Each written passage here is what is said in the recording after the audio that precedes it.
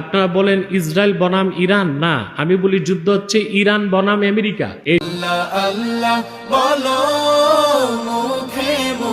যুদ্ধে যদি ইসরায়েলের পরাজয় হয়, সেই পরাজয় হবে আমেরিকা। ইসরায়েলের অবস্থা কি দেখছেন এখন?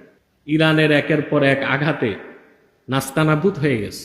আমরা ইরান এবং ইসরায়েল যুদ্ধে ইসরায়েলের ধ্বংস চাই, তার মানে ইরানকে সমর্থন দিচ্ছি না।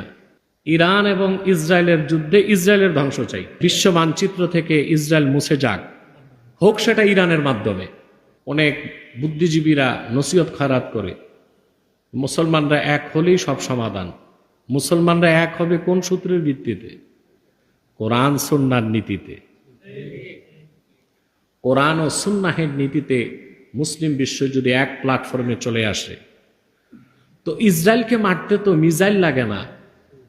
এই প্রায় 200 কোটি মুসলমান পেশাব করলে ইহুদিরা ভেসে যায় ভূমধ্য সাগরে।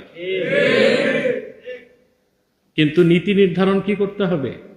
কোরআন সুন্নাহর নীতিতে ঐক্যবদ্ধ হতে হবে। এর বাইরে যে মুসলমানের মুক্তির কোনো ব্যবস্থা নেই, সমাধান নাই। এখন আমাদের পররাষ্ট্রনীতির মূল কি হবে? সেটা হচ্ছে মুসলমানের পৃথিবীতে কোনো বিগ বস নাই, কোনো গডফাদার নাই, থাকবে না, থাকতে পারে না। মুসলমানের একমাত্র অভিভাবক আল্লাহ, আল্লাহর হাবিব মুহাম্মদ সাল্লাল্লাহু আলাইহি ওয়াসাল্লাম।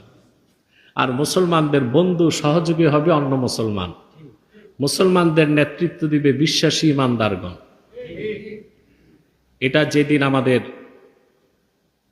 পররাষ্ট্রনীতির মূল কনসেপ্ট হবে, সেদিন পরাশক্তি, অপশক্তি, ধরাশক্তি, পৃথিবীর কোনো তাগুতি শক্তি মুসলমানের উপর বিজয় লাভ করতে পারবে না।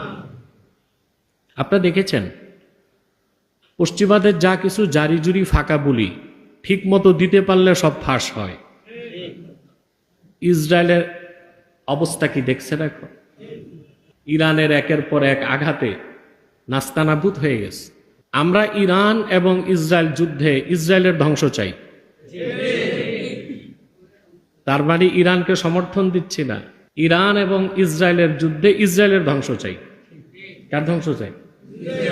বিশ্ব মানচিত্র থেকে ইসরায়েল মুছে যাক, হোক সেটা ইরানের মাধ্যমে।